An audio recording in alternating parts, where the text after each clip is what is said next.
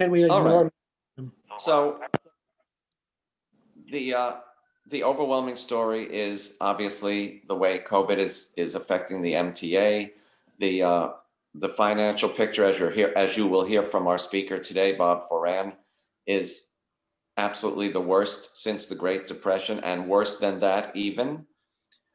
There is a little bit of optimistic talk now of a House-Senate joint meeting, and in that meeting, which is a reduced amount, it's not a 1.2 trillion, but it is 988 billion. I did read something about helping airlines and mass transit systems to the tune of 85 billion.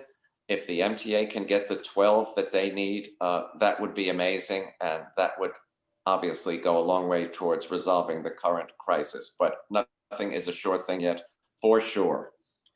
What is on the table right now are layoffs of 9,400 workers if we don't get federal aid, 40% cuts in bus and subway, 50% cuts, including possible total elimination of some weekend service and or lines on the commuter rails, a suspension of the all-important capital program, which is 51.5 billion or thereabouts, and which would go a long way towards making our system ready for the let's say for the next 10 years easily, with new signals, CBTC installation, accessible stations, new rolling stock, just a host of things, completion of some extensions, but all of that is on hold right now as we await, and you'll hear much more on the financial picture from Bob Foran. In all of this, the MTA has actually taken some steps to reduce the financial burden on themselves. They have lessened the reliance on outside consultants and are using in-house personnel, which people have been asking them to do for many years, which is a positive. They have reduced the use of overtime, but of course that means things will take longer and you're paying for it in another way with salaries. But they have reduced, they were criticized at the amount of overtime, and they have reduced it. And I'm sure we will hear more about this from Bob. All of us have been talking to our elected officials and other organizations and lobbying, not lobbying, but informing them about what we need, how quickly we need it, what it would mean to the region, what it would mean to the cost of doing business in New York, if anyone would still do it without a vibrant, active mass transit system. I have said over and over that if service cuts of this nature were to go through, it would be the end of New York life as we know it. People are expecting to go out of their home or office and get a train or bus within a very reasonable amount of time. But if you have to wait an hour or 50 minutes where you once waited 20 minutes or 15 minutes, it's a no-sell. People will find another way to go, which will then exacerbate the deficit and make things even worse. Employers won't want to be here if their employees can't get around easily. Real estate values will sink. We will be even more in the red, which means our tax base will shrink. The whole picture is frightening. New York is, of course, 10% of the gross domestic product of the entire nation. So I hope this is all not lost on Congress. The MTA has done a pretty decent job of informing many members of Congress about what this would mean for their states if the MTA cannot succeed and must do these kinds of service cuts. So this is what we're all waiting to see. In the face of all of this, of course, we are now in the every other year cycle of fare hikes and or adjustments and toll hikes. And the first public hearing was held on the 1st, December 1st. There was another one going on as we speak right now, which is why I am not attending it because of this meeting. I will attend the next 4 fare hearings so that I can hear what the public has to say. Interestingly, Yeah, the service cuts are not. What's that, Randy? Me too. Right. What exactly? What is interesting is that all of these are going on, yet the service cuts, which are very much on everyone's mind, are not the subject of these fare discussions, these fare option discussions that are going on. And as you probably saw from our proposed testimony, we are wondering how and why you're holding fare hearings now when we don't know what kind of service we're going to have. And isn't that the cart before the horse?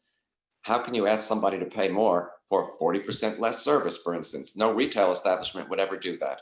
So it's sort of an odd juxtaposition. We don't know where our service is going, yet we're asking people to possibly pay more and maybe a lot more. So that is the topic of our testimony. We think these should not be taking place now until we learn what is the fate of our mass transit system. Lisa, did you want to say anything additional about that? I think there were 90 speakers today. Jerry testified this morning. He was great. number 9. There were, I think, Jerry, did they say 90 speakers or something? Chris, I believe that you were on as well. Yeah, I was on, and they finished around 11:40, but at least 12 did not show up, and that's also adding 2 elected officials. Yeah. So they have this great eject button so that if you go over 2 minutes, you're out. It's the first time I've actually seen it, although they did let Udonis go over today, and they did let Udonis speak again today, which was surprising to me because they told us that if, that there are people who are speaking more than once at the end of the list, but I guess, And the total length of today's hearing was how long? It started at 10 o'clock and ended around 11:40. So they're really not as long as they advertise them to be. Interesting. But last night's one that started at 5:30 only lasts 25 minutes, and only 2 people spoke, and it was like a ghost town. Last night. There were no board members at that one. That was just a. Kate would like to say something. Yeah. Oh, sure. Hi. So the hearing last night we're calling a satellite, and there's another one next week. This is like when we used to open up Stone Street so that folks could come in on their own time.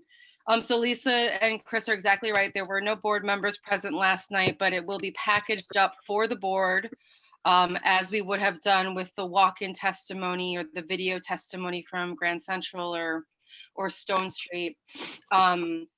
And what we're advertising, what we're doing for those is we keep it open for 15 minutes after the last speaker. So yes, last night was extremely short.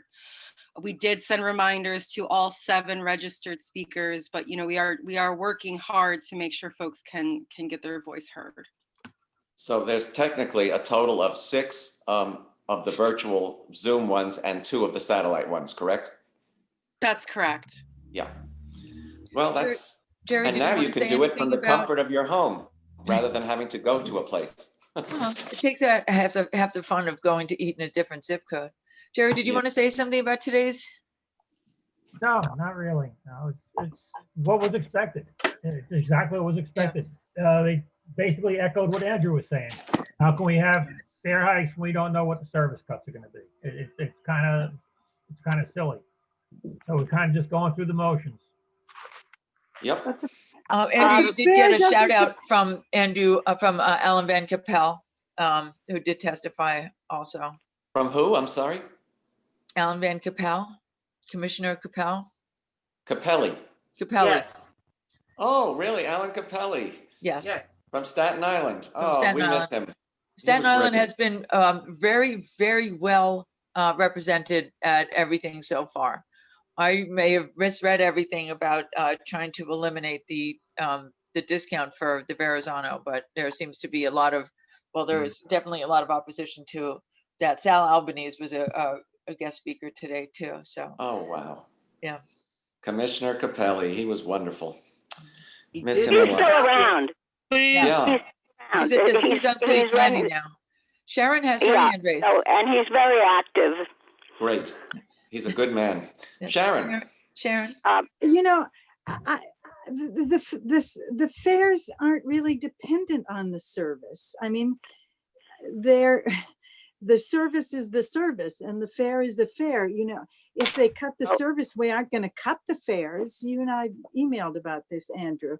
I don't really see the relation. It's just like stalling to say that we're waiting to know what the service is. No, if I may, this is Trudy, the voice from above. I would suggest that everybody read from end to end the article that starts on the first page of the Times today. I think it's online also, but I don't think the full article. It's very long. It's like a full New York Times page, and beginning on the front page with a lot of paragraphs. But it really, and Sharon, this will explain to you because it is connected. And one of the things that we're going to be testifying, at least I and the testimony on behalf of the Transit Riders Council will be saying is that until we know, and I hope that Farran will talk about it today also, that until we know whether or not we're getting 12 billion or at least a good portion of it, as it says in the article, from Washington, we really don't know how much we will have and how much the fare raise will go up. That's number one. And number two is, Sharon, is that in terms of the riding public, when you tell them what you did publicly already, that you're going to be, that you may be cutting back, or there's a good chance you'll be cutting back on service unless you get money, and then you say, but the fare is going to go up also, people will start finding alternate means of getting from where they're getting, and then we'll have even less money.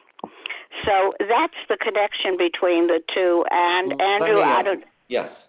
If Thank you, you want to talk some more about that, or at least if you do. I would also, Sharon, in many previous fare hike hearings, which many of us attended in person, I always remember the wonderful holiday lights going to the Staten Island fare hearing. But in any event, what's different this year is the prospect of incredible service cuts. That has never been an option or talked about or even thought about in the fare hike hearings 2 years ago, 4 years ago, 6 years ago, 8 years ago.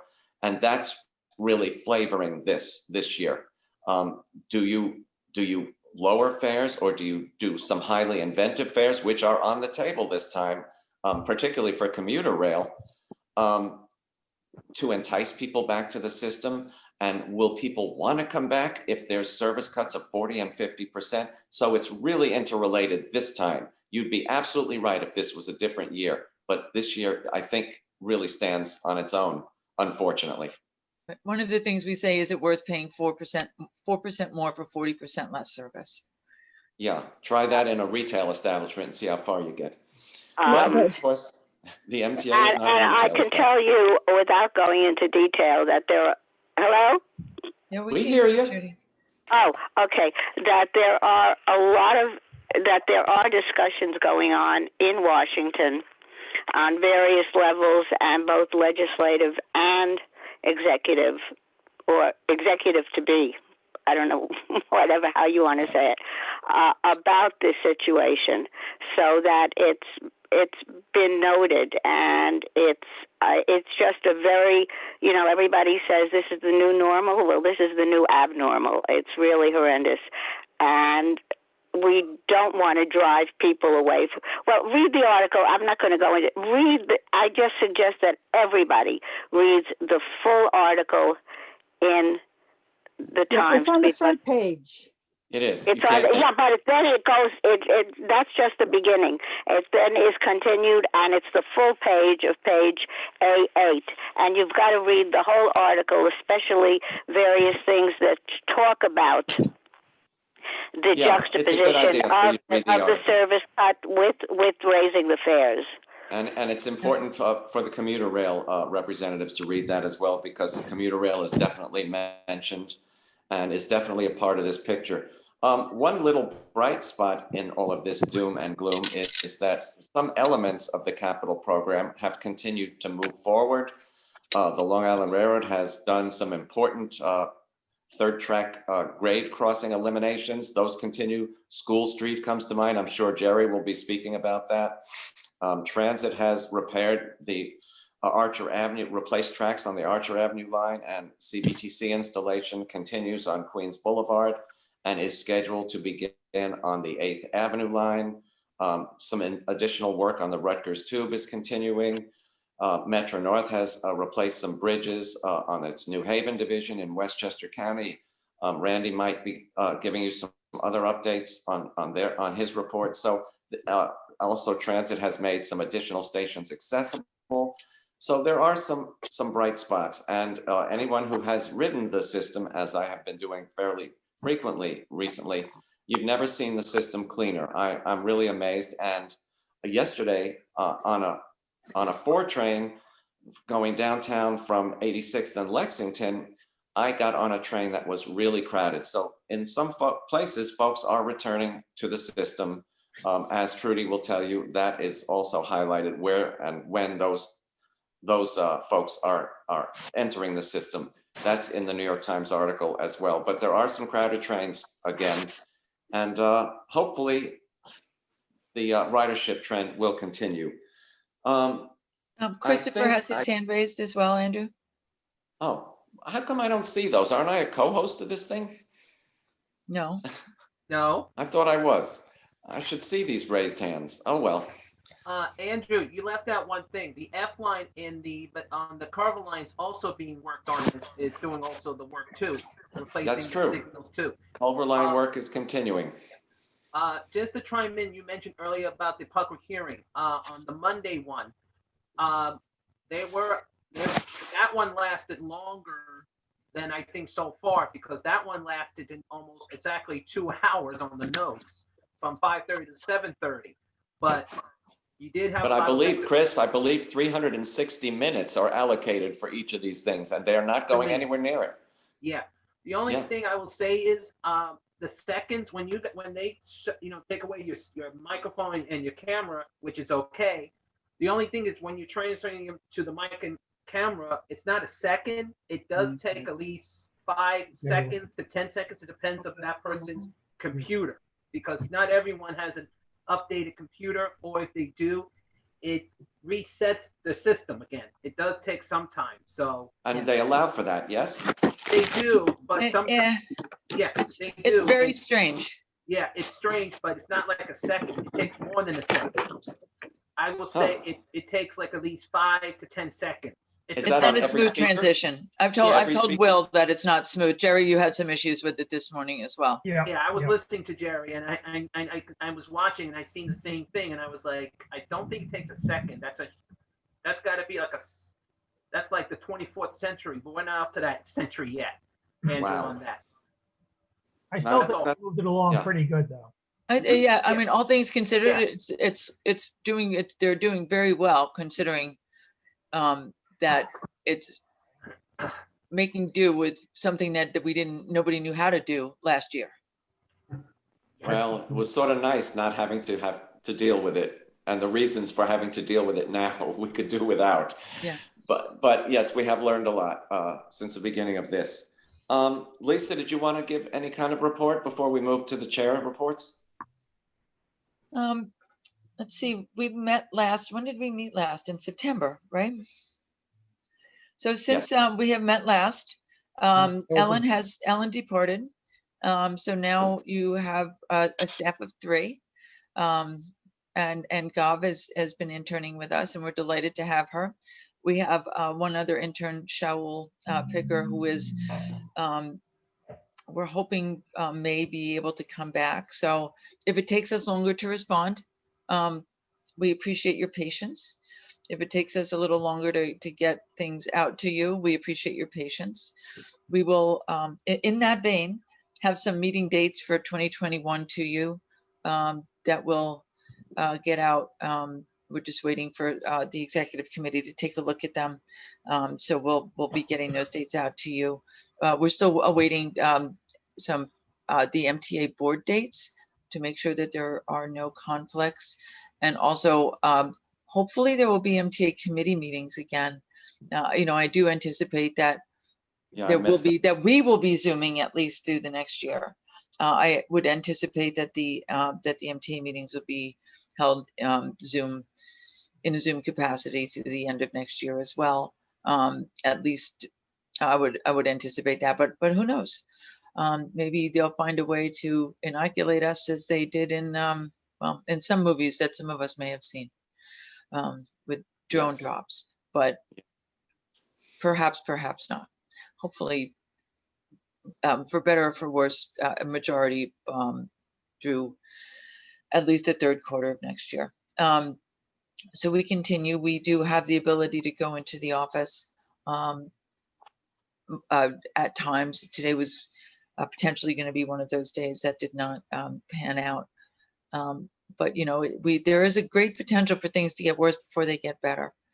So you know, just everybody be safe, wear your masks. There's another mask force coming up on December 10th.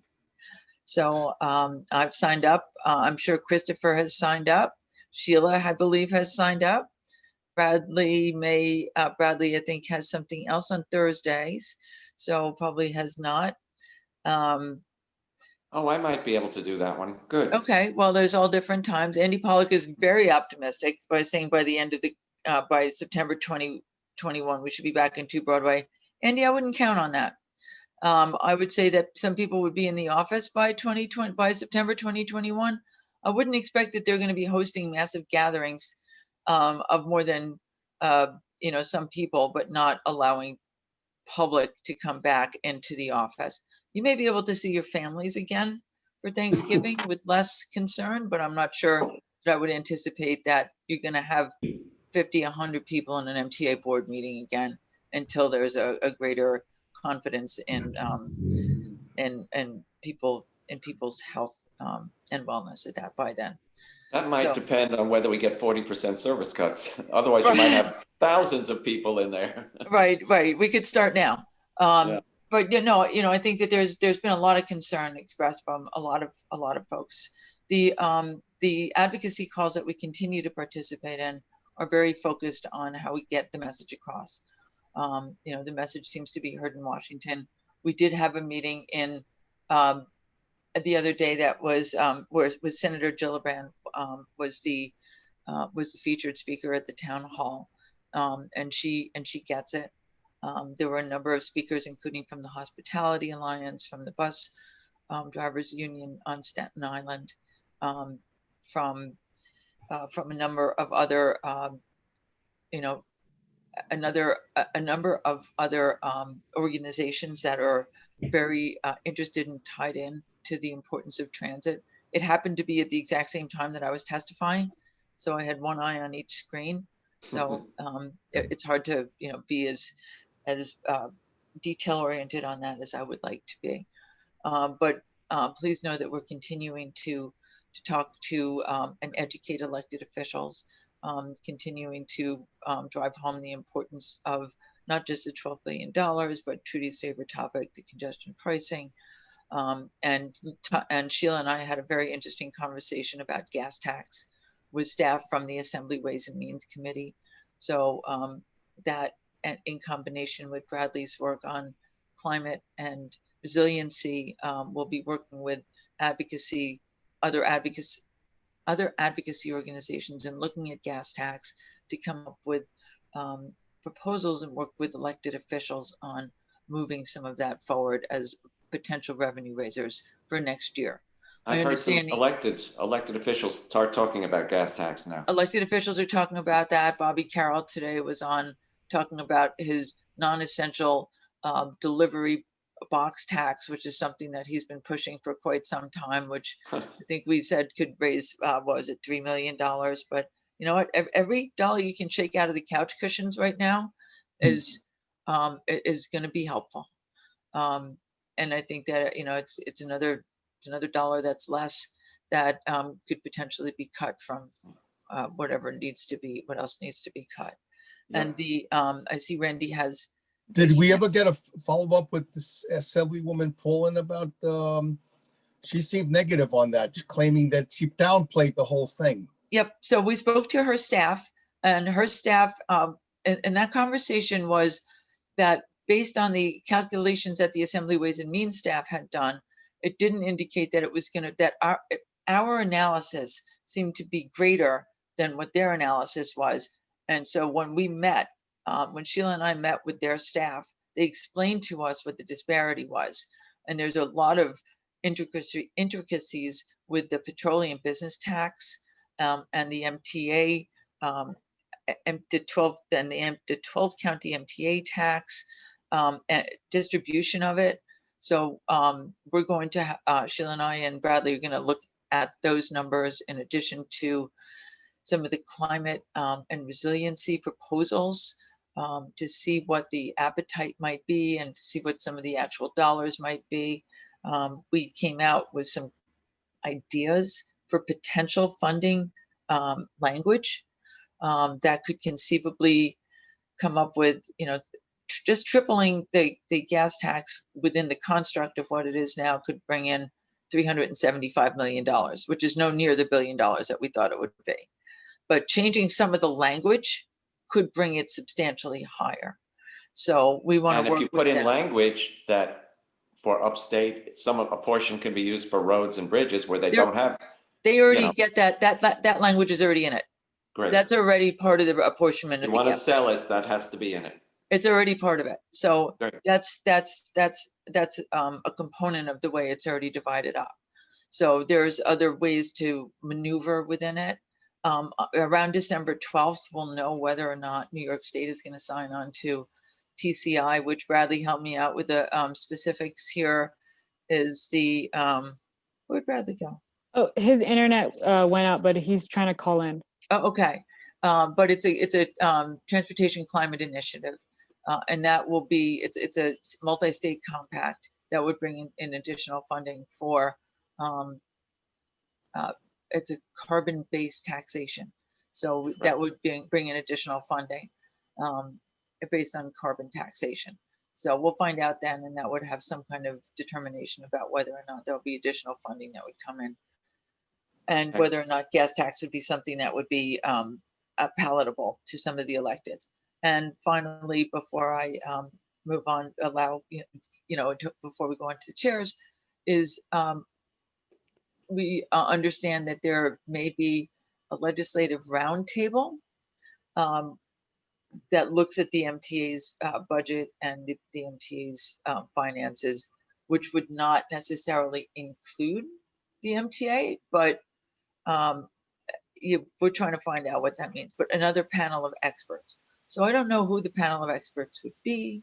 I don't know if that would be like us as experts, if it would be riders. We're waiting to find out more information, and as we do, we'll let you all know. Great, thank you. Any questions for Lisa? Then let's move on to the chair's reports. Jerry, would you like to give the Long Island Railroad Commuter Council report? Okay, since everybody got our October, November, and December reports emailed, I'm just going to hit the highlights.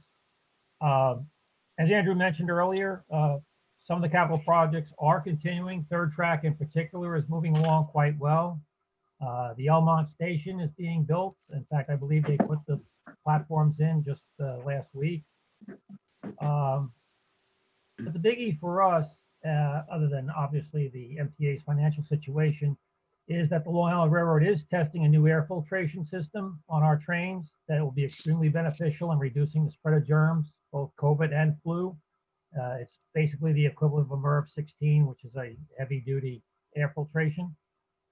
We're still working on filling our council vacancies. Suffolk County sent up the names to Albany, so that's at the governor's appointment office right now. We're still chasing Nassau to get their candidates submitted. I'm kind of surprised that it's dragging as much since we do have former Long Island Railroad personnel working out of that office, but it is what it is. We are also following up with the Queens Borough president, but he's just new to the job, and I'm sure we're kind of low on his priority list. He just got sworn in this week. So yeah, that's what I'm saying. I mean, I'm sure he's got some bigger fish to fry before he gets down to our appointments, but it's on his radar. I mean, Lisa, you spoke to the gentleman, right? I spoke to the gentleman. One of my former employers is one of his top 3 transition team members. So the full court press will continue apace. Okay, and also the background check on our MTA board candidate has started, and hopefully that'll be completed by the time that the Senate reconvenes in January. Yesterday, I got to speak at the Vision Long Island panel, Keeping Transportation Alive. I gave our opinions, our views, our concerns. I also gave the Long Island Railroad Commuter Council's position at the fare hikes at the MTA hearing earlier today. One item I did not have in the comments because I'm looking for some more backup on it is the flat fare. I'm sure Lisa will research that for us. I'm a little very concerned about the flat fare that they're talking about because the only way that works is if they take all the fares and they average them out. For someone like me living in Patchogue out on the island, it would be probably be beneficial. I might not even see a fare increase. I might even get a slight decrease. But for somebody that's in Mineola, Valley Stream, they could be getting socked with 10, 12% increase. Yeah, I think Zone 4 gets sucked the biggest because it's right on the city line. Right. So we don't want to see any of our commuters get socked, 10. Can you imagine the same fare from Great Neck to Penn Station as it is from Montauk to Penn Station? Well, I'll tell you, Jerry, if I can interrupt, at the Tuesday meeting, there wasn't any support for that. Okay, well, I mean, I could understand maybe shrinking the number of zones so that you don't get creamed if you're really far out. And there is already a cap on those increases for the highest zones in Metro North and Long Island Railroad. Right, and I understand they were going to do the same thing to you, right, Randy, of Metro North?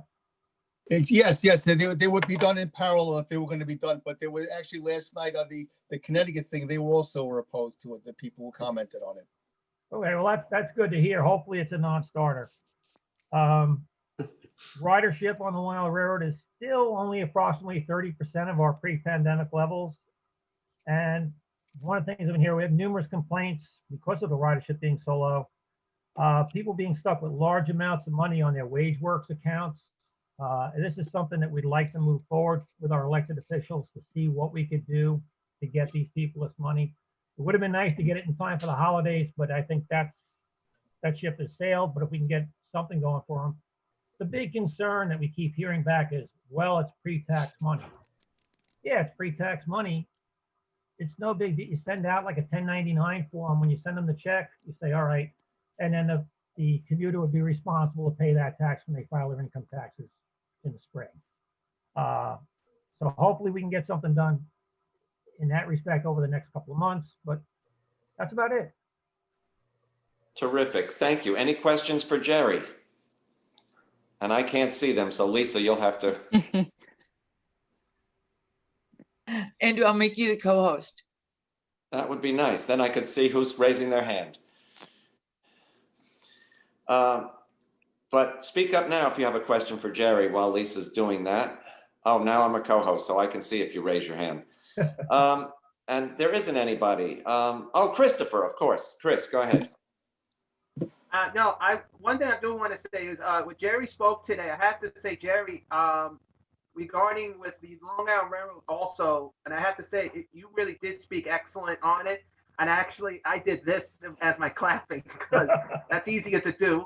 But also, Jerry, the one thing is in Nassau County, my fellow Long Island Disability Council over there is also opposed with this these fares because it is way too much.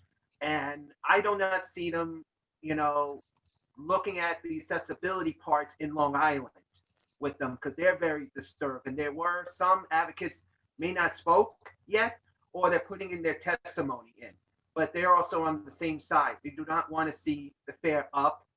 And second, they do not want to see the zones where they are going to be 2 zones in your Nassau County. Yes, you might have the nice bus there, but some people want the Long Island Railroad to get where they have to go. So there is a concern on the senior and disabled end, in the Nassau end. Just want to share that. I appreciate that. No problem. And the Long Island Railroad is making stations accessible. They've put out press releases in the last month of what was it, Baldwin and another station that they worked on and made accessible. Jerry, you've gotten the releases, I'm sure. They've been working on a few stops. Lynbrook, maybe there was something. They're doing what they can. Actually, they're trying to finish up the capital projects that they can with the money that they have. Right. But again, this is a concern because at those stations maybe that aren't accessible, that with the financial situation where it is, they're not going to be able to put that on their drawing boards.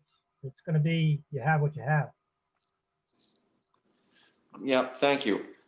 Randy, would you like to give the Metro North Commuter Council report? Yes, I would. Okay, 1 second here. I'm trying to do several things at once. Give me 1 second here.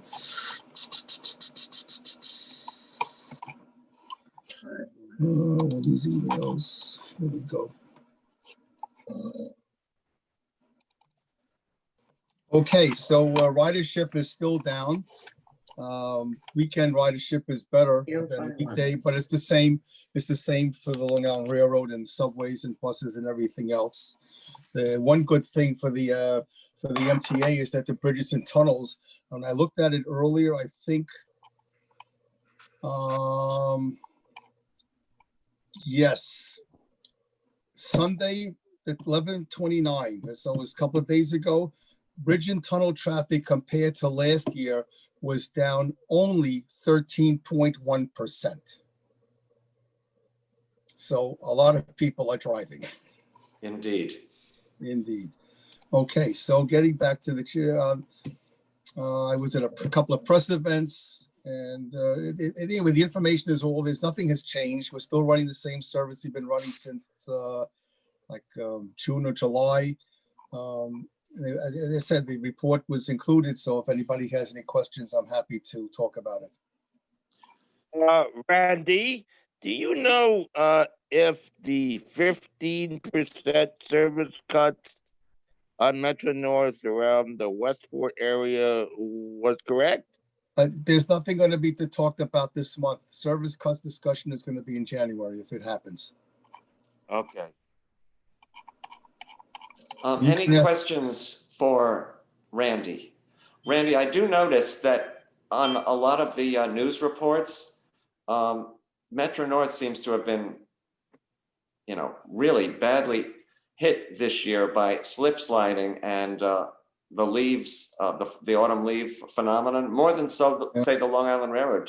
Have you noticed that at all? I get every morning 3 alerts from Hudson, Harlem, and New Haven. Could be 10 to 15 minute delays because of that. Yeah, it just happens to be a very treed area. I mean, they keep, as much as they cut, there's always more to be cut. And I read somewhere, I think it was in the Long Island Railroad, there was some complaint about them taking more trees than they really do, but I could be wrong. Long Island Railroad has this new, Jerry, correct me if I'm wrong, has this new technology train that can detect problems on the tracks from leaves and such. I think Phil mentioned that at a meeting, maybe the last report the Long Island, the president gave at the full board. Do you recall that? Actually, they developed a new train. It's actually a laser. A laser, yes. It actually lasers the pectin off the tracks. It's cutting edge technology. I don't think anybody else in the country has this yet. I think we're leading the way on it. And hopefully maybe it's something that Metro North might want to look at. But the railroad's very happy with it, and it has cut down. Phil reported to us the other day that the amount of wheels that they have to retrue are down considerably since they've been using this new system. I thought I heard that. That's very exciting.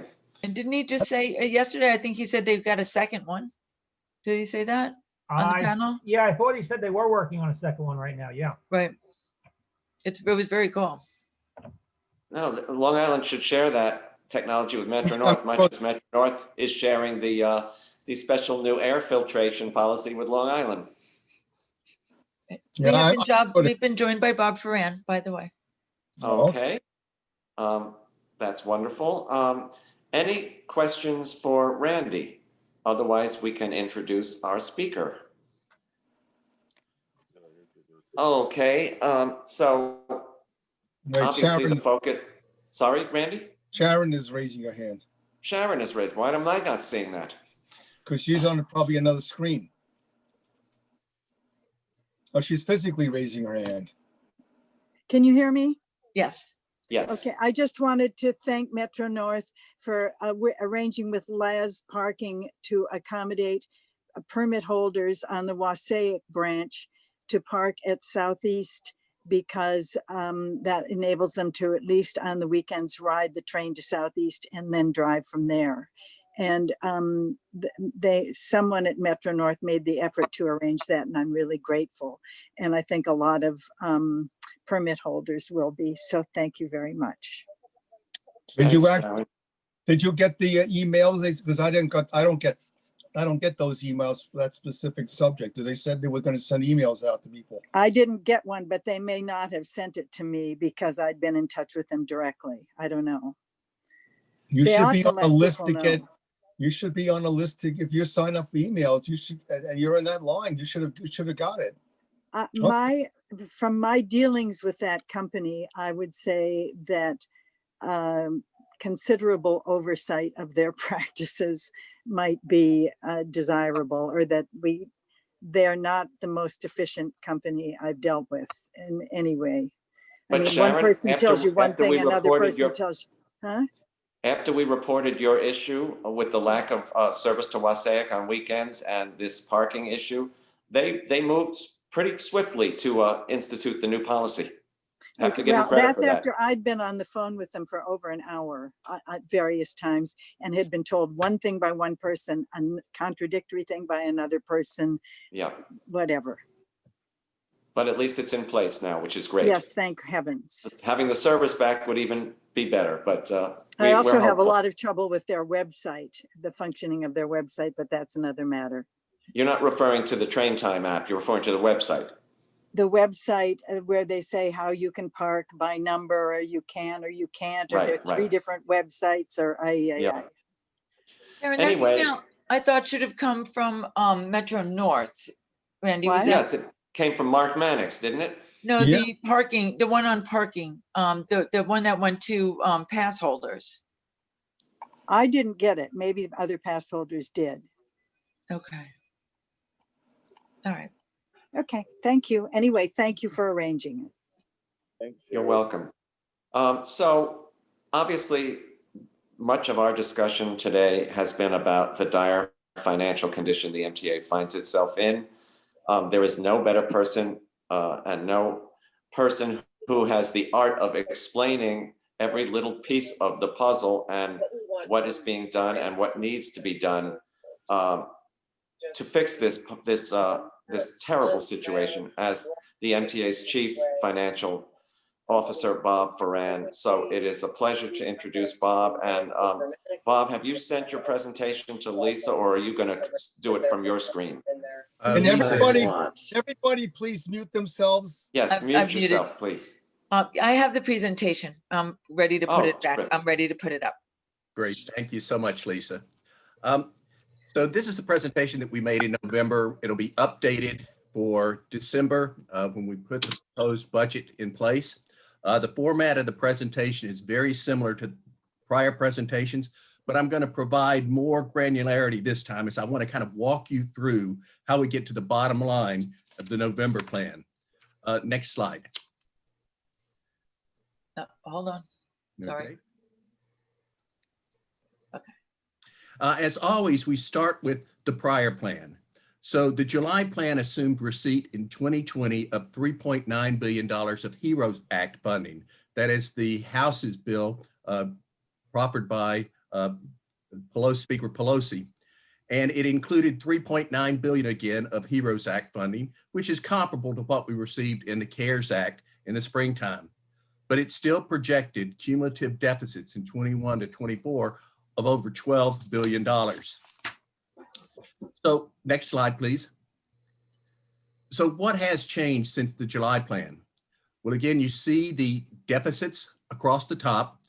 We're projecting the July plan an operating balance of $702 million, but that rolled over, as we always do, into the next year to reduce the deficits. But again, projected deficits were still high. Well, the first thing that's changed is the HEROES Act funding of $3.9 billion we didn't receive. That was clear. Then we also had some re-estimates of some of our expenses, some of our revenues, and also some positive variances. Revenues, this reflects the actual revenues through August. This has non-labor expenses, We have savings in the first year, and then a combination of a number of things in each of the out years, which do decrease our savings. We have vacancies of $66 million. That's on top of about $137 million in vacancies that we reflected in the July plan. So our hiring freeze is working. We're hiring only those critical positions that have to be filled. Everything else we're trying to keep down. These small changes, the biggest change is in 2021. We assumed for 2020 that we would receive a reduction in aid to localities from the state. We only assumed it for this 2020. Now it looks like we should go ahead and assume that there would be a reduction in aid to localities for the state fiscal year ending March 2022. So we've reflected that here. We haven't received any official notice from the state, but given the state's situation, it does seem likely that aid to localities will be reduced. We have favorable variances on debt service.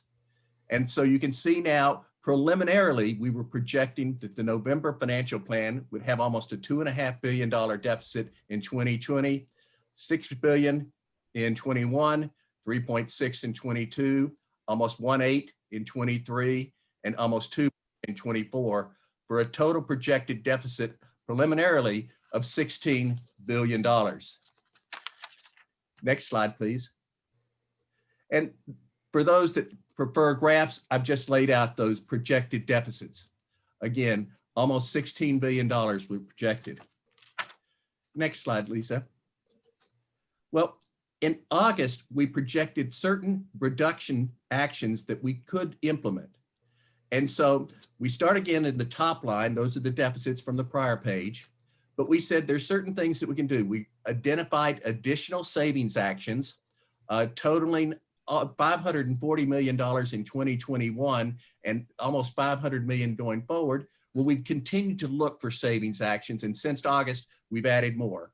So we're projecting $259 million of additional savings this year, reduced expenses, over $600 million in 21, and you can see 22, 23, 24, for almost $2.3 billion of additional savings actions.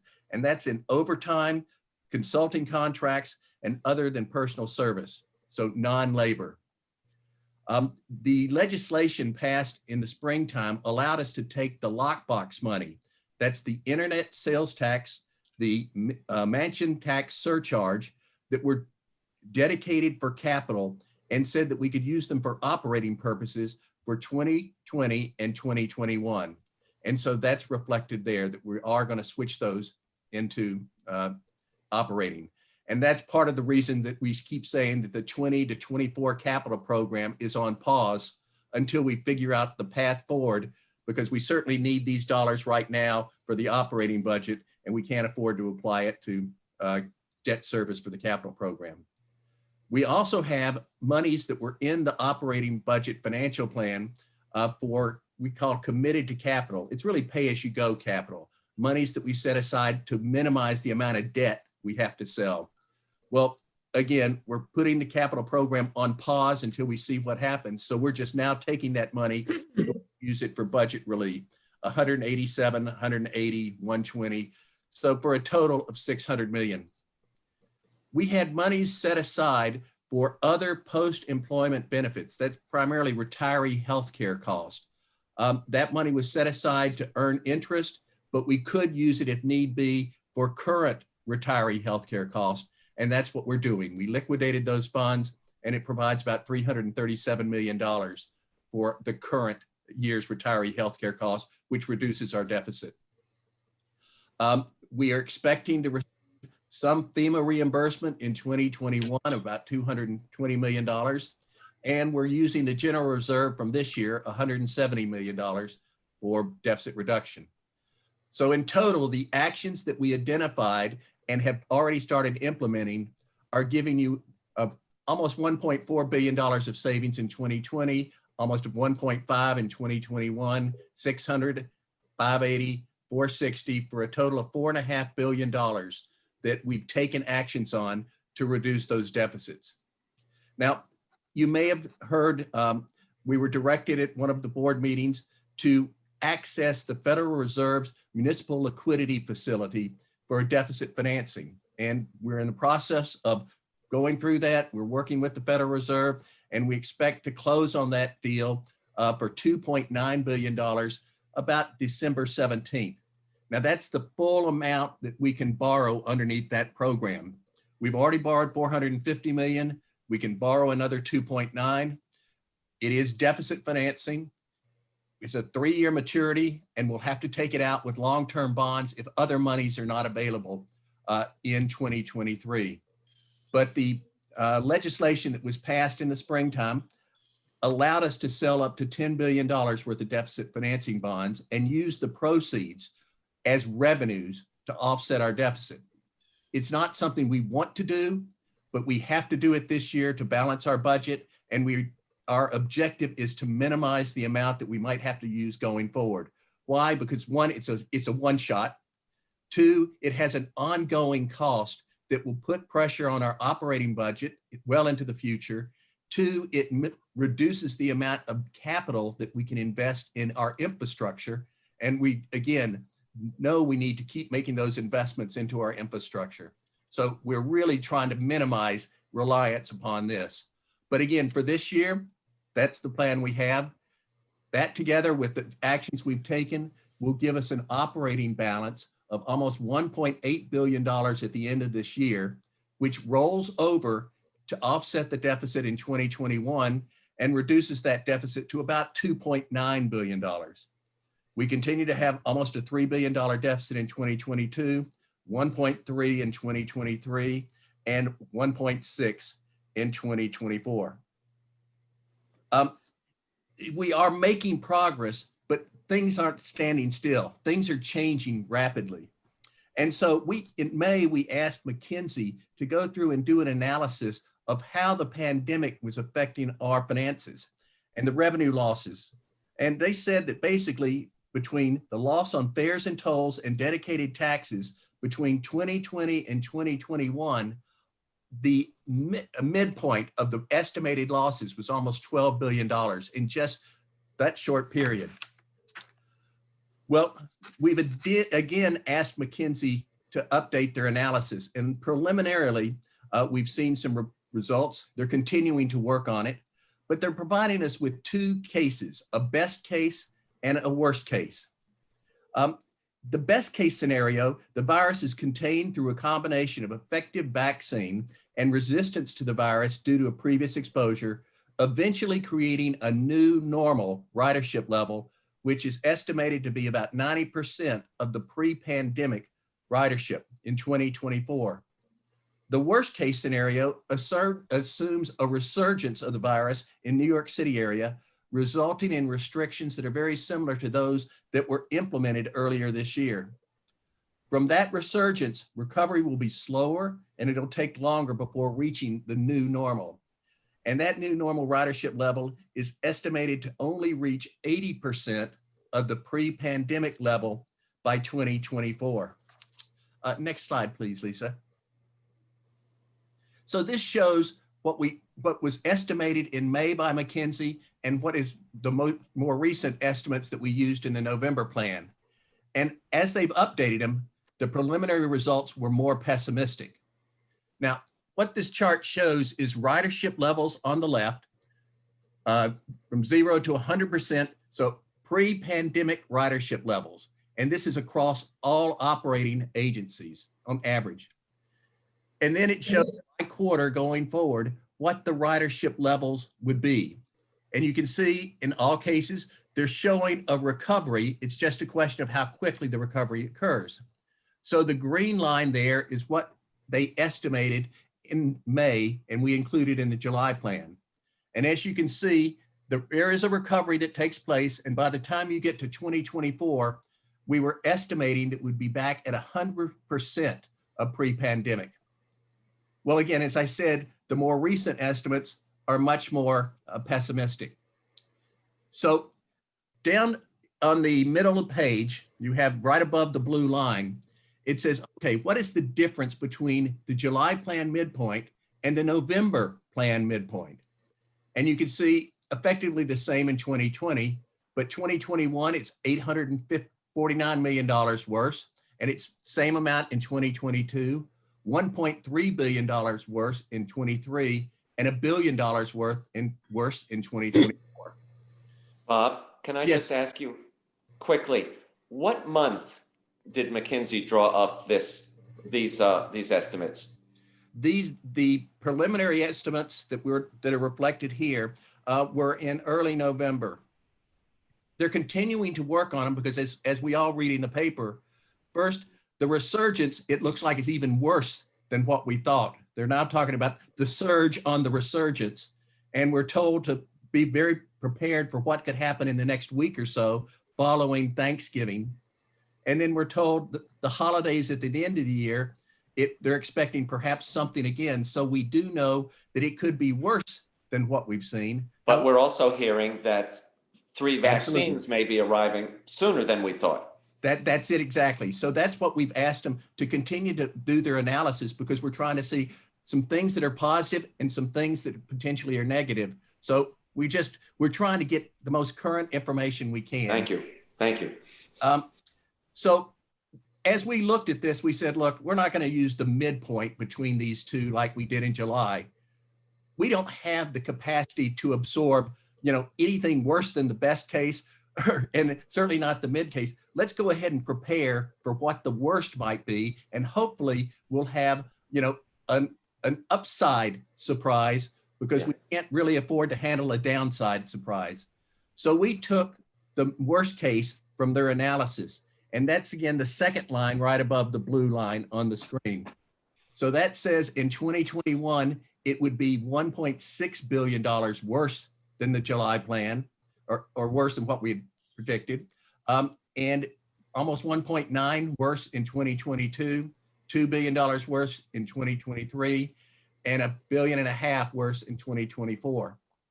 So if you adjust those preliminary November numbers, the deficits that we had on the prior slide, by these worst case adjustments, you can see, okay, we have still that 1.785 operating balance in 2020. And again, the operating balance is because we deficit borrowed $2.9 billion from the Federal Reserve, but it does roll over, and it leaves us with a $4.5 billion, $4.5 billion deficit in 2021, a $4.9 billion deficit in 2022, 3.4 in 2023, and 3.1 in 2024.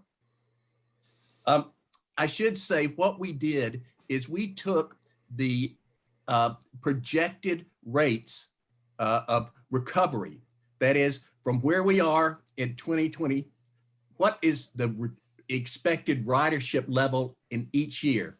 And we did that by averaging McKinsey's projections by quarter of each year. And down at the bottom of the page, it's a footnote that's kind of hard to see, probably on your screen, but it reflects ridership recovery on average system-wide of 27% in 2021. 54% ridership recovery in 2022, 71% recovery in 2023, and 79% recovery in 2024.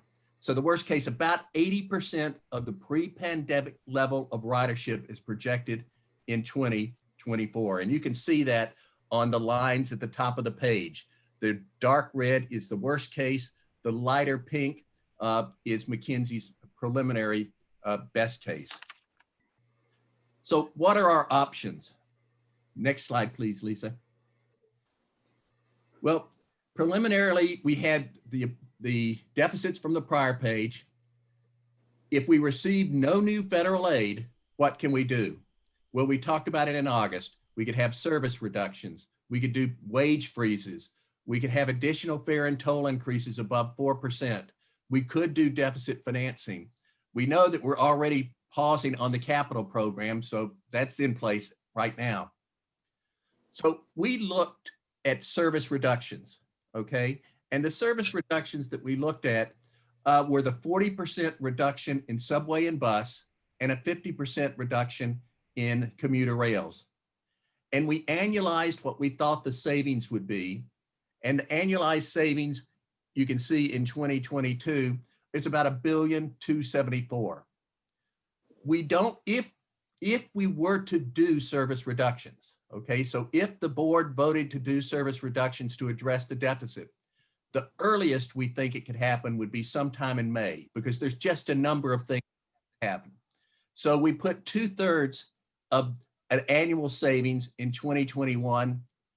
In 2022, we're still we're still below kind of the 50% reduction and 40% reduction, because again, we're expecting ridership of 54% of pre-pandemic levels. So we think that this level of reductions could still work, might be tight, might be crowded, but it could still work in that year. But then we reduced the savings from service reductions in each of the other years as we're projecting that ridership will recover, okay? So then the second thing that we have up there is a permanent wage freeze for both reps and non-reps through 2022. The current cycle that we're on with TWU Local 100, which is the only union that we have an agreement with, covered 19, 20, 21, and 22. That had a 2% increase in 19, a 2.25% increase in 2021, a 2.5% increase in 2020, in 2020, a 2.5% increase in 2021, and a 2.75% increase in 2022.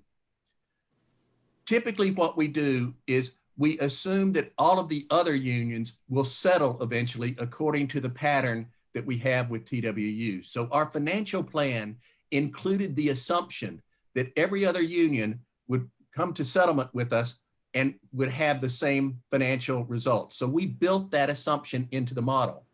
However, we have not settled with any of the other unions. So basically, we're not obligated to make any of those payments. And this assumes that we would not make any adjustments to the current contract until the next cycle begins in 2022, mid-year.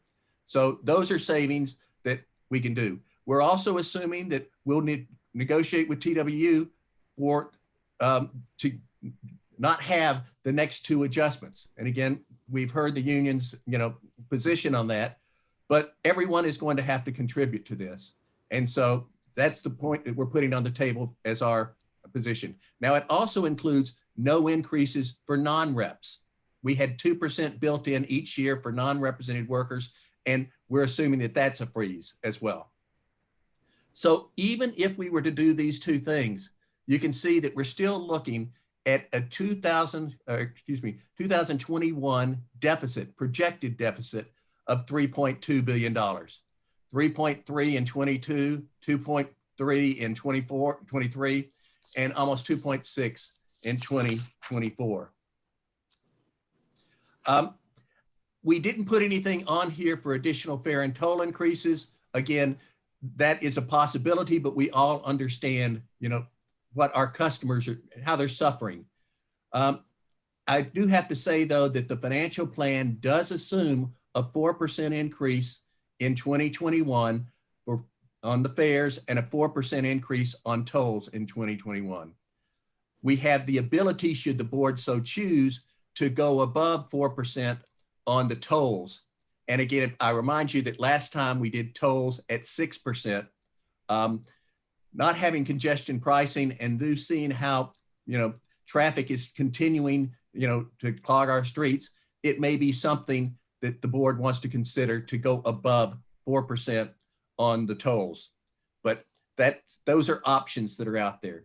Bob, since you raised the issue of congestion pricing, and since it's likely that the new administration will act on answering the environmental question that MTA has been waiting for, are those dollars, and I've seen various years of it becoming online, 2022, 2023, is that reflected in this budget anywhere? It's reflected as being available for the capital program. It is. What Okay. what it's for. Right. And if you recall, it was expected to generate $1 billion beginning in 2021. Right. We put it as coming in 2023 just to be, safe, cautious. Yeah. But it may come in earlier. Yeah. We hope it comes in as soon as possible, but it is still dedicated after 2021. All the lockbox monies go back to capital. Right. And between those two sources, that was to generate $25 billion a year, or excuse me, $25 billion in capital for the 20 to 24. And that was the key. That was going to be the front end of the funding for the 20 to 24 capital program. And I'll just digress a bit. The next piece of that coming in was supposed to be $3 billion from the state and $3 billion from the city to match. I don't know whether the state and the city will be in a position to fund those according to a timetable or accelerate those. But you can see why we're having to put the the 20 to 24 program on pause, because all the funding sources that we're going to pay for the front end of that are now definitely at risk. So we have federal funds, formula monies, a little more than $1 billion a year. We're dedicating that to, the capital program. We want to maintain that kind of essential state of good repair work that it's a bare minimum, mind you, but we do want to keep that funded. Right. Andrew, it's Trudy on the phone. Bob, it's Trudy Mason on the phone. Could we get back to congestion pricing for just 1 minute? Sure. Or should we wait until the end of your presentation? Whatever works better for you. What I'm happy to answer or to give you my thoughts. Okay. It's been my understanding, first of all, there is a very good chance that we will get congestion pricing as soon as the new administration comes in, or at least get them to sign off on the EAS or the EIS or and what EPA has to sign off on, or do it as a executive order or something. But once we get it, can't the possibility of that, or knowing that we're going to get it, then be used as the basis for a bond issue? We'd have to see the revenues coming in. That's the first key. Again, we know it's supposed to generate $1 billion a year, but I think the bond market's going to want to see how that revenue comes in. Now, the could immediately be used for pay-as-you-go capital, as it comes in. But I think the bond market is going to want to see how steady and reliable is that revenue stream. So, it may be a year before, we're able to fully bond up on that. Okay, thank you. You're welcome. Lisa, if we could go to the next slide. So I just summarized here what the annual savings were projected to be by agency and the workforce impact. So again, the total was $1,274 billion. I should notice that it excludes MTA bus, the 190, because deficit is paid by the city. So any savings that we have would accrue to the city's benefit. Okay. But you can see 343 million on the subway with a workforce impact. We estimate almost 2,400. New York City bus division, $641 million. Workforce impact, almost 4,600. Long Island Railroad Metro North, $265 million of estimated savings and 933 workforce impact. MTA bus, 190, 1,300 workers. B&T, it's not so much really service, but it's reduced landscaping, reduced painting, reduced things that, indirectly can affect our customers, but those are just savings and a reduction in the workforce to contribute to the overall benefit. On the next few pages, let's go ahead and flip to the next page if we can, Lisa. We've just put out some general terms on what we are looking at. Now, again, there's some very specific options that each of the agencies has gone through, and they've gone through and vetted them. We're not saying that these are things that will be final recommendations to the board if this is what we have to do, but it's like their best guess on how to handle the situation if need be. So again, it's just potential and they're under consideration. We're continuing to vet these also with the Division of Budget in Albany, because We want them to concur. You can see again, the annual savings, workforce impact, what we considered, and kind of the overall effect that you would see. These are not anything where we're just doing straight 40% across the board. We're looking to see first, where is there an alternative? And if there's an alternative for our customers to use, then that would be something that we would consider. Then we'll look at ridership. Then we'll look at impact on neighborhoods. And then we'll look at all these things, that a number of factors that go in. But basically, nobody wants to do this. But if we have to, we want to put them in with the least pain possible, recognizing that it will be painful. So the next chart, Lisa. So this is just the same for MTA bus. You can see the overview of potential impacts down at the bottom. The next chart. It's funny, Bob, that these slides say service reductions of 40% may result in reduced frequencies. How can it not? Yeah. Yep.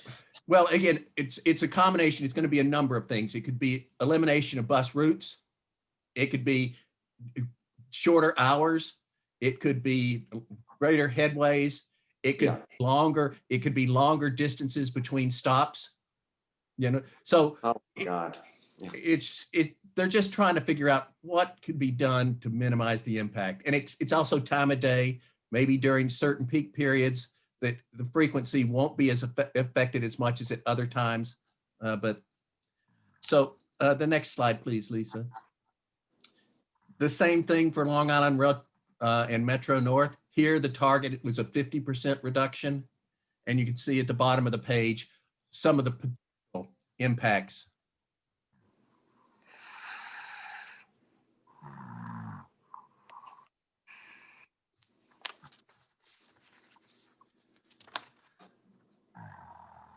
So the next slide, please.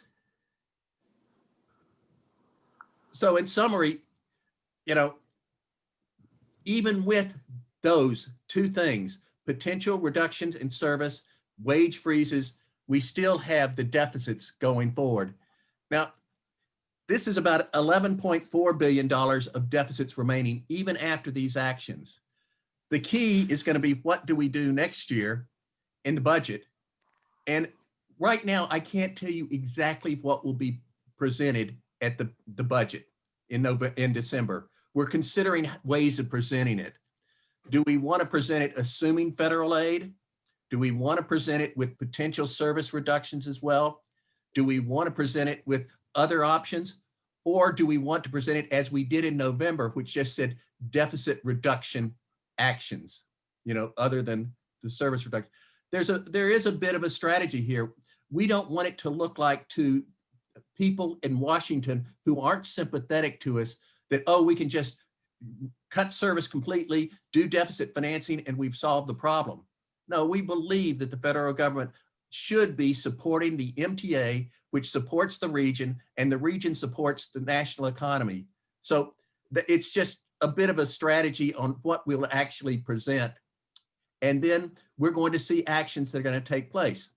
Right now, we've got what they call the skinny bill that is being considered, the bipartisan bill that Pelosi now has put her support behind, which is a $908 million bill. It's skinny. Billion. Yeah. Thank you. Billion. And it to be a compromise, a bipartisan compromise between the $500 million that the Republicans in the Senate wanted, or the $2.2 trillion that Speaker Pelosi and House were proffering. It includes about $45 million for general transportation issuers, but that's airports, ports, mass transit. We're not sure if there's an allocation to mass transit in there, but it's something that action may be taken on before our board meeting. And if so, we're told that by some that this is almost a down payment for something that could be done afterwards. Well, then we don't know what's going to happen in the Georgia senatorial runoffs, because that can affect, as you all know, the balance of power in the Senate, which could have an implication for us to go forward. we'll see the governor's executive budget in mid-January, and we'll see if there's anything in there that's helpful to us. We've got the February and March time to see what the state legislature might do. But if we were to do these service cuts, it will take time, as I said, to implement it. And we think the earliest that we could put it in place would be May. So there is time, if you will, to off ramp, or there's time to adjust the service to a different level, reductions. So there's a lot of things that are moving here, and we're going to try to be as flexible as we can, and we will adjust our budget as we go into the new year to reflect the new situation. However, what we need to focus on is this next slide. McKinsey, as I said earlier, is estimating, even in the best case, that beyond 2020, as we get into the mid-20s, so to 2024 to 2025 and beyond, that we are not going to return to the pre-pandemic level of ridership. They're estimating that we're going to be somewhere by 2024, 2025 of 80 to 92% of where we were in January and last year. And that's attributable to several things.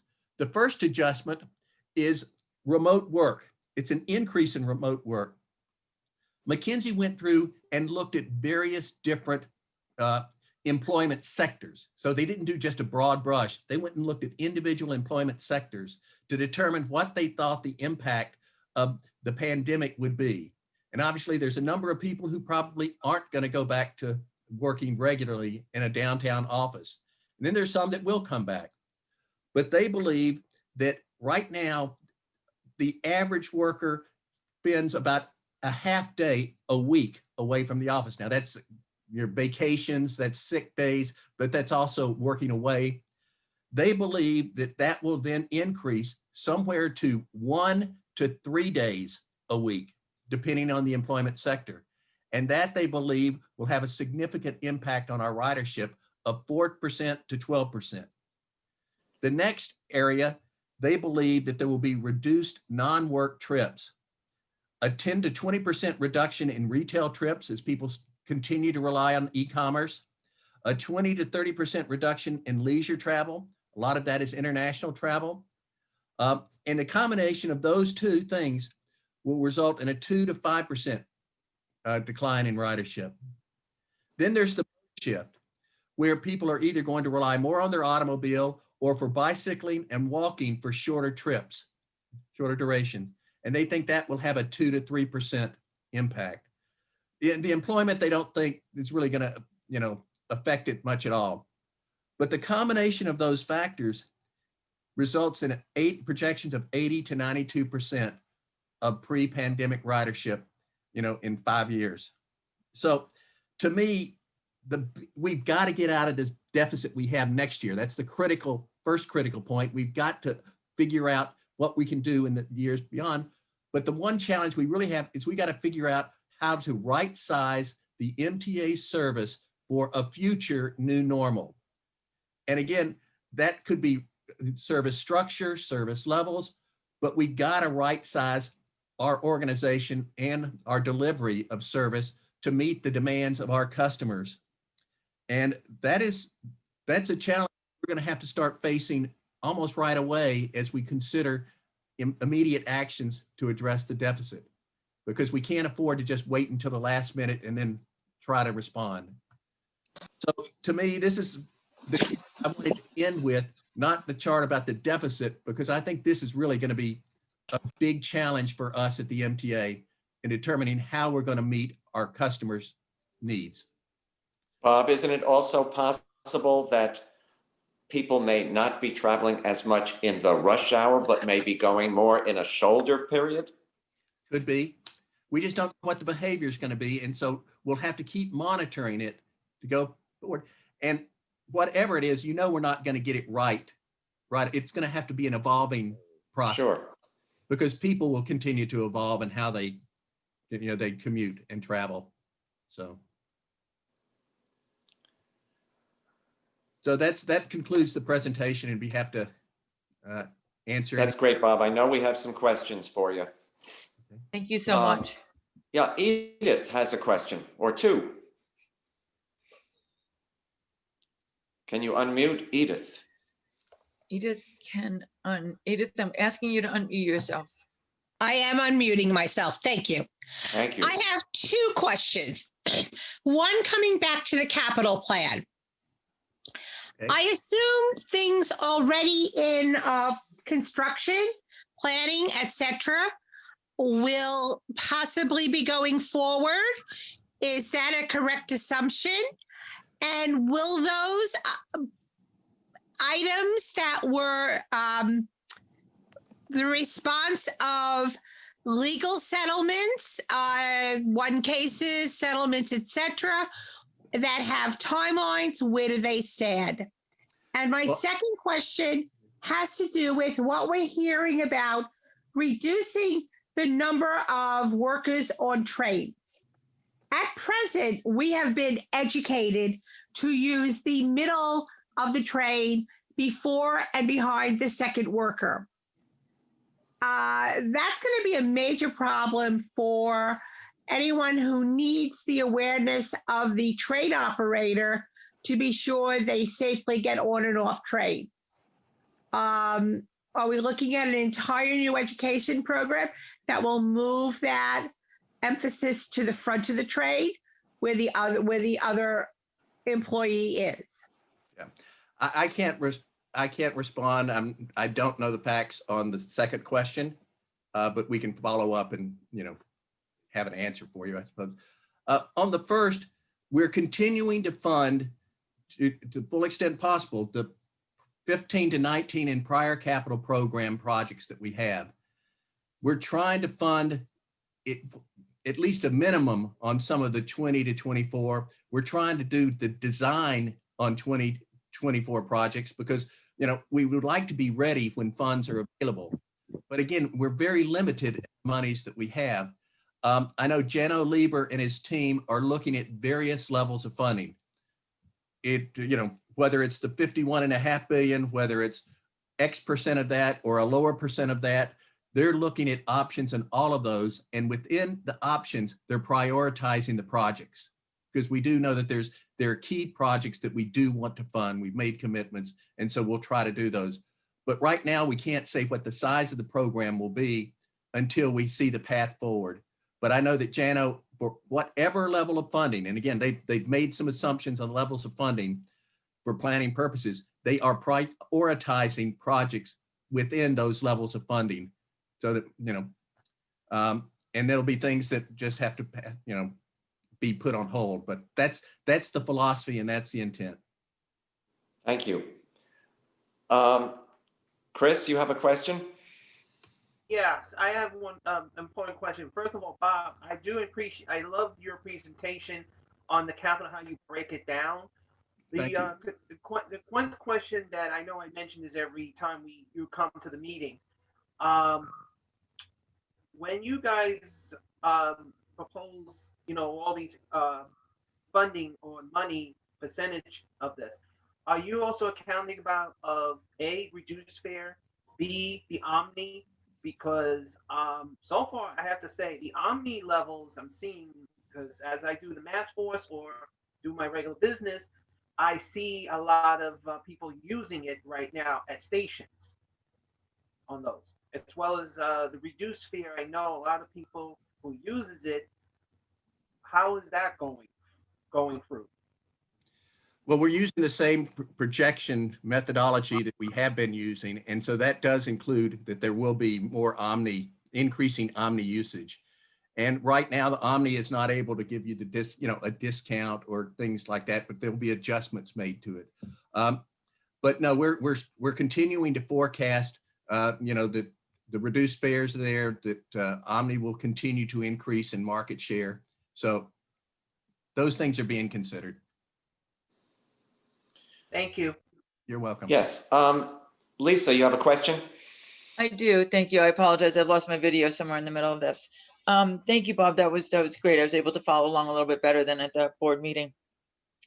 I actually have two and a half questions. When you say one of the things being looked at might be shorter hours, and I know that service cuts are not being discussed in detail now.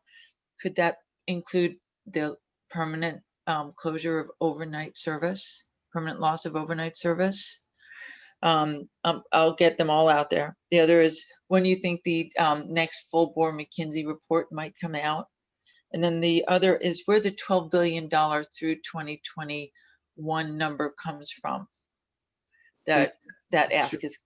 Sure. The 2021 number of the 12 billion, it's kind of gotten a good bit confused. That was the revenue loss that we were expecting, over 20 to 21 because of the pandemic.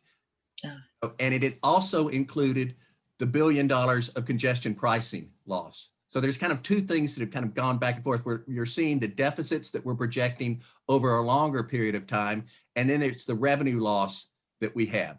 So the McKinsey report actually said between 20 and 21, the midpoint of that loss was at that time was 11.9. So those are kind of numbers that are very similar, but I think they're getting a bit conflated. But the $12 billion was the revenue loss that we estimated earlier in the year from the pandemic and also from the federal government's failure to tell us what to do on the environmental side. We lost the $1 billion of congestion pricing that we expected to get in 2021. Okay, great. Thank you. And then the first part about the overnight closures. I'm not going to talk about, any specific details. Those will come out. Thank you. Thank you. Is that everything, Lisa? That was, thank you. All right, Matt. Got to unmute yourself. Matt, you've got your hand raised. Oh. All right, well, Andy Pollock had his hand raised as well. Yeah. Lisa, can you take off the screen share now? Randy's asking so we can see folks. Yes. Oh, you can move people. Yes, but I can do that. Yes. Great. Okay. Thank you. Thank you, Lisa. Positive. Okay, this is going to be a positive for Bob. So, first of all, this is the first time we're one-on-one since February. Second, this is going to be a positive question. Let's say, and I'm glad you brought up the races in Georgia coming up next month. Let's say things go in a positive direction. All right. 2 of the races go to the Democrats in a positive sense. If we get the 12 billion that Pat Foy keeps talking about, he mentions this all the time in the board meetings. We get the funding from the Federal Heroes Act. Can these cuts be avoided before May? And I'm just going to give an assumption. Let's say the money comes by the end of the first quarter, second quarter of 2021. Is it possible the cuts could be avoided if the money comes in that time frame next year? Well, that's what the chairman has said. And the only caveat I'd put on that is, again, remember that the 12 billion that comes in, it's effectively a one shot again. So how far will that 12 billion carry us through? And then it's that last chart, that the last slide that we looked at, that concerns me, and I think concerns all of us. At some point in time, we're going to have to adjust our service levels for the new normal. And when is the best time to start that process? That I don't know, and I'm not saying that it has to start, right away, but at some point, we do need to make sure that we're matching the service that we're delivering to the level that our customers need. And so that's the only point I would kind of make is at some point, if these projections are correct, at some point, we're going to have to reduce service levels in some manner to meet the new normal. All right. So yeah, McKenzie go ahead. figured that out. Thank you. Thank you. Matt, go ahead. This is your last chance. Thank you. Can you hear me? You're all muffled, Matt. Yeah, I can't. Hear me? I just wanted to ask Bob if the $265 billion with all the construction going on is realistic. Shouldn't that be higher than that? I'm sorry, sir, Matt, I didn't quite get the question. Did you think that the $265 billion of savings is realistic with all the construction going on? Shouldn't that be higher? The 265 million? Yes. From construction, he's saying, shouldn't it be the savings from that? I don't know the 265 from construction. That wasn't in the presentation. Yeah, I'm not following that either, actually.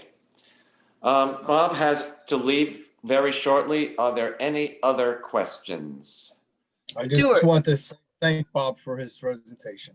Yes. Yeah, we all want to thank. Stuart, did you have a question? Yes, I did. Okay. And our protocol is that board members are recognized before guests. Yeah, I didn't see your hand at all. I raised it and sent you a chat. But that aside, Bob, the momentum may be lost because I wanted to ask the question earlier. And I put it in the chat to alert as well as check off the hand. When you were going through the assumptions of revenue generation with employees returning to work, did the team look at the return of tourism? Because I'm sure independent of the MTA, there are many sectors trying to increase that as things return to normal and normalize. I don't know what that represents in terms of revenue in the big picture. It may be peanuts, but is that something they looked at? Yeah, it's that second little sliver that was up there, the one that was 2% to 5% reduction. McKinsey said a 20 to 30% reduction in leisure travel is what they assumed, and primarily international would be key. So, okay, but if it will increase revenue, have we looked at how maybe advancing the rollout of Omni or having attractive tariffs or fares for tourists like we did years ago with different types of passes? That might be something to attract ridership. Yes. I don't want you to answer. I'm just throwing that out. The last question, because of the time element, is, are there plans to, in the budget, not on the revenue side, but on the expense side, are there plans in the budget to continue the cleaning effort across all of the agencies? And how are we at the same levels or at different levels to assure safety of the riding public? And how are we funding that? Yeah, right now we do have continuation of the cleaning for safety purposes, the additional cleaning, and it is in our budget. So it's part of our budget deficit, if you will. It's factored into the out years? Yes, it is. Okay. We have it continuing through 2024, the final year of this financial plan. Okay. So, thank you. You're welcome. Thank you all. Thank you, Bob, so much for another brilliant presentation. Bob. Randy and I will see you at the December meeting, as will anyone else who's watching. Have a safe holiday period. Okay. Thank you so Bob, much. I'm Thank looking you so forward to much. seeing you in the finance committee in the future. Okay. Thank you all. Thank you Thanks, very much, Bob. Bob. Let's go to old business. Does anyone have any items of old business they would like to bring up? Hearing nothing. Andrew Kurzweil, is that you? Andrew, I have a question. Oh yeah, sure, Stuart. Yeah.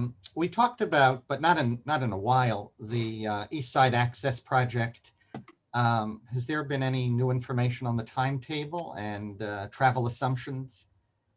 I'm still hearing 2023 for the start of service.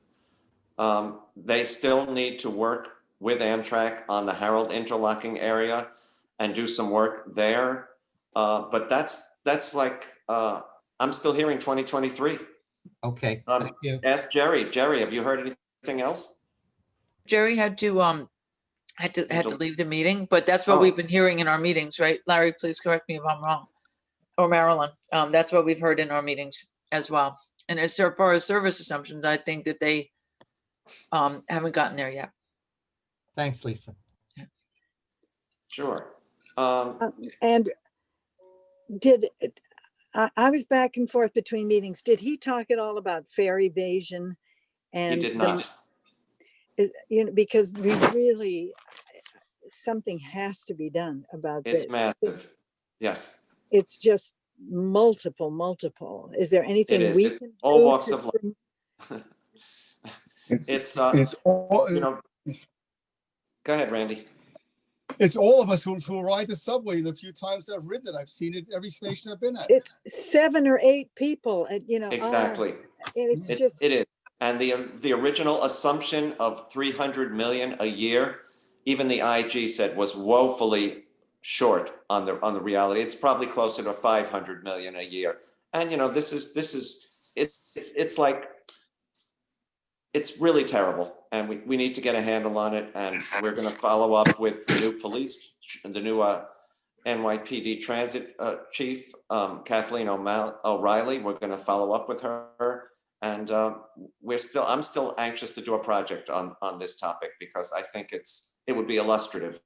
It's terrible. I was on the phone with former Chief Della Torre, and 7 people went through the slam gate right while I was talking to him. Yeah, it's Sorry, go Randy? ahead. yeah. In today's press clips, which you should have all gotten, there was a story about trains out in Queens that got tagged over the weekend by. I saw. What the heck? Don't we have people who ride through there and see these don't we have police who are supposed to patrol and ride around? Yeah, these trains were on layup tracks. They weren't in a yard. I'm shocked. I am too. And do you have Edith, Edith, Christopher, please. Andrew Kurzweil, and then Andy Pollack? All right. Okay, Edith. Yeah, in fact, I was going to raise the issue of fare evasion on the absolute lack of any action from drivers. Number one, the new white line is routinely ignored. Number two, you have people walking in, front and back doors, no payment. It's gotten to the point where I'm not using buses because I feel they're totally unsafe. I have 5 or 6 people clustered over me, and they're all breathing on me, for God's sake. The other day, I went through 125th Street. I had to wait. Now, there were 3 cops standing there. I had to wait while 17 people walked into the gate while I was trying to go out. Unbelievable. It's ridiculous. 17. Yep. Yeah, I see hear 7 you. or 8. Standing there. I And they used to stand see and the wait Eagle for someone team to open it. periodically. Don't see them anymore. I mean, these guys were just standing there drinking their water and talking about what they were looking on their cell phones. Yep. Edith, if you Did can. you get their numbers and report them? No, Yes, that would. yeah, that would be good. That would be very nice. If I could try to get in front of each one of them and take their pictures. Yeah, I was trying to get If you just take the vehicle number, we can do the rest. No. This was in the subway. You have in to the get their subway, badge yes. number. Take the badge number. Yep. They gotta don't get a like picture. giving it to you. Not and much less and the agents in the booth are totally worthless still. Yeah, I watched one. I watched yeah. watched people go through the slam gate and watch them do nothing, and I shook my head at them. But I should have reported the booth number. Yeah. Yeah, I mean, it's trying to get in and out is really getting very, very. And I'm going to report it in the future. If there's no usage, there's a hell of a lot of bicycles and baby carriages. Andrew, we can have an offline meeting with the new police chief and explain all the concerns that the PCAC. I'm working on that, Randy. Yes, and the board members, because it's really aggravating hearing how Edith. It's demoralizing to people that want to do the right thing, and they say, "What am I, an idiot?" Yeah, and that's not the word I would use, but I'm using it because this is recorded. Should we make it a rule that you have to shut the gate behind you? Of course, then you'll get beaten up. No, that's not the issue. I can't shut the gate behind me when I push the button. I dip my card and they're all standing there out there waiting. Exactly. They wait. Actually, they do shut, but sometimes they don't lock. And I've reported gates that don't lock. I test them all now when I see them. I reported one and it has been repaired, which is great. But sometimes the catch, and by the way, one of the police officers in the subway told me, yes, they lock, but anybody with enough force can pull it open. Right. But I don't have enough force to push it open. Right. Andy Byford, when he was here and I had this discussion, and we both agreed it's a new fare entry system that New York needs. This one is a sieve. It's And useful. I don't see how in Omni it's going to be any better. No.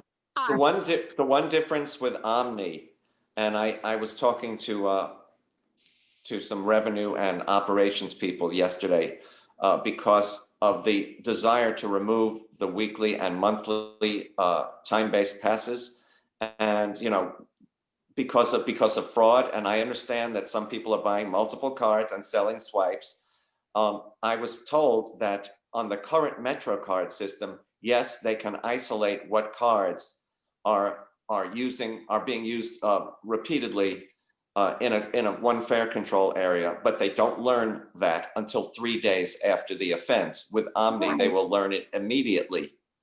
They will immediately be able to shut out a card or an Omni account. However, right now, they're not shutting anyone out, and it takes 3 days to find out who was doing it. So there's hope for a little better under Omni, but it's not going to remove the problem. I think we need a new fare control entry system. Andrew, you've got But Christopher that's Greif. expensive. You've got Christopher Greif, then Andrew Kurzweil, and then Andy Pollack. All right. Yeah, Andrew, I actually agree with everyone because in my end, I mentioned this last time at the TRC meeting. In Brooklyn on the Coney Island Avenue bus, we have passengers almost ready to abuse the drivers on the B68. And this is ridiculous. But at the same time, too, it's not right because the driver, I agree with Edith saying, it's a two-way street, but the driver is by himself. And we don't know if that camera on the bus is working half the times. It's a concern because of a customer who's paying their fare, and I'm going to say the ones who do pay, they need to sit. And, I sent you a picture, as well as Lisa, I sent you a picture. I see them doing a new testing something. Now they're putting an X in front of where the driver is, which I actually say is common sense because where the new white line is, and then you finally put an X on it, it's telling you you're not supposed to be in front of the driver. Move back because a wheelchair can come through, a walker can come through. Is that everybody? Is that every bus or is that just one? I haven't seen that. The only bus I've seen that was Jackie Gleason's. I only see it on the 68. I've not seen it on any other bus. But did you see it on one bus or did you see it on multiple buses? Multiple buses out of Jackie Gleason. All right, I have seen it on the 68, the B4, the 37, the 35, and the 8. And those are all Jackie Gleason's. Thank you. And Andrew, to adding also one thing, we also got to remind the officers too that passengers, including must wear face masks. I have not seen them doing that. And then you know what? When it comes the day we do the mask force that day, I don't see them telling them you can't go in the system without wearing a mask. They don't want to get punched out. I know. I've mentioned it as well. Yeah. And I'm not gonna be going after these officers. But here's the thing: people gotta wear the mask. Period. Absolutely. Andrew Kurzweil. Yeah, I have a slightly thing, and what you will call it, the incident that happened. I shouldn't say incident. It was the weather conditions Monday, where it caused the closure of the Verrazano Bridge. Yes, it was quite a day. Yeah. My question is, could this maybe for once and for all kill the talk of the quote unquote people wanting to put a bike path or something on the bridge, because it's just not feasible. It is not safe. And this is just insanity of trying to put some type of bike lane on that bridge. It is just not I Because wouldn't, all they're gonna do Andrew, is I would fly not off. expect one or 2 or 10 days of bad weather to stop the push for a bicycle path on the Verrazano Bridge. I just think those folks are very organized and loud, and they have political support. But yes, on Monday, it would have been very dangerous. If it was dangerous for a car or a truck, can you imagine for a bike? Well, there was apparently a whole bunch of construction debris that flew off all over the place. I was looking at That's some of not the good either. videos. No, but we'll keep you posted on that. And I think, You had Andy Pollock and Yes. then Matt Shotkin I again. don't see Pollock's thing raised, but okay. His hand, his actual hand. Oh, his actual hand, okay. Okay, this is about Omni. Everybody, it's the holiday season. I'm trying to keep positive, of course. So, this is about Omni. We have finally made to the end of the fourth quarter, and I remember Al Poultry had mentioned that this was supposed to be the month that the readers were going to get installed on the buses in Queens and Brooklyn. I am personally expecting an expectation of the Omni readers to be installed sometime later this month, and I do expect to hear from Al hopefully by the end of the year regarding that. Yes, I have had a long talk with Al the other day, and Brooklyn and Queens should get all of their buses omnified during the month of December. Excellent. So hopefully there'll be something on MTA's YouTube channel about that, and hopefully I'll comment later this month at the NYCT meeting. Great. And Matt Shotkin.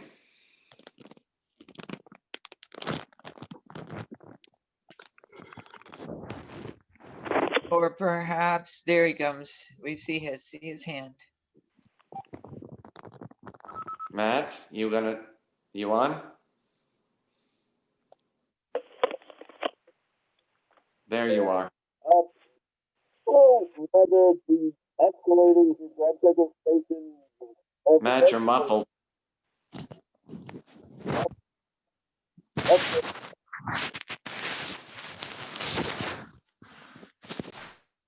That's what I can do, Andrew. You're muffled still. I know that. That's what I can do on my phone. Everyone, my question. I can't understand you, Matt. Okay, I will do it. Can you move the phone somewhere so the mouthpiece is not muffled? How's that? A little better. Do you know why the escalators in Grand Central Station have not been fixed yet? I mean, I go know the that other they're way working on it. Go to. When I was there, they were working the other day. Depends. I guess Yeah. it depends on the day. Yeah, they're Okay. working Yes. fine. Andrew, thank you. Oh, God, I thought they went out again. Oh.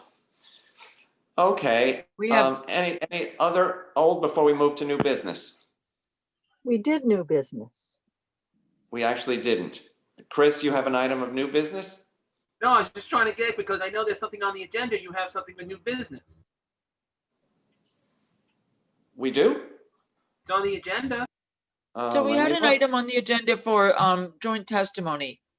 Okay, let's do it now. And actually, we testified on Tuesday. With testimony, with essentially what Andrew said at the beginning of the meeting, which was, how do you expect us to be able to testify when we don't even know what the service cuts are going to be like? So how can we testify? Is it worth it to pay 4% more for 40% less service, or 50%? What's the alternative?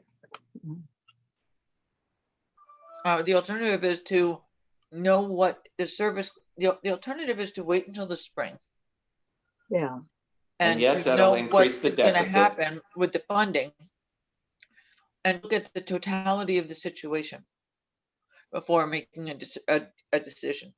Till we know To- about the government, the feds. To know about what the funding situation is going to be, to know what the proposed cuts might be. But right now it's piecemeal. and to see what's going to come down. That has been the gist of our testimony, correct? Correct. And will be for the next meetings. Do we have volunteers? I know Trudy is going to speak at one. Do we have any other? Trudy will speak on Monday, has volunteered to speak on Monday. Jerry spoke today. And we have had, we will, either Francina or Francis will speak for Metro North. Great. I spoke on Monday. And Yes. Christopher spoke on Monday as well. And Christopher got quoted in, where were you quoted, Christopher? News 11. There you go. All right. Excellent. Motion to adjourn. Second. It's time to Any eat lunch. objections? No. Very Thanks- happy holidays thanks, to everybody. Have a great Holidays. holiday. Happy holidays. Have good. See you soon. Everybody else will see you on Thank the you. 14th. Bye. Bye.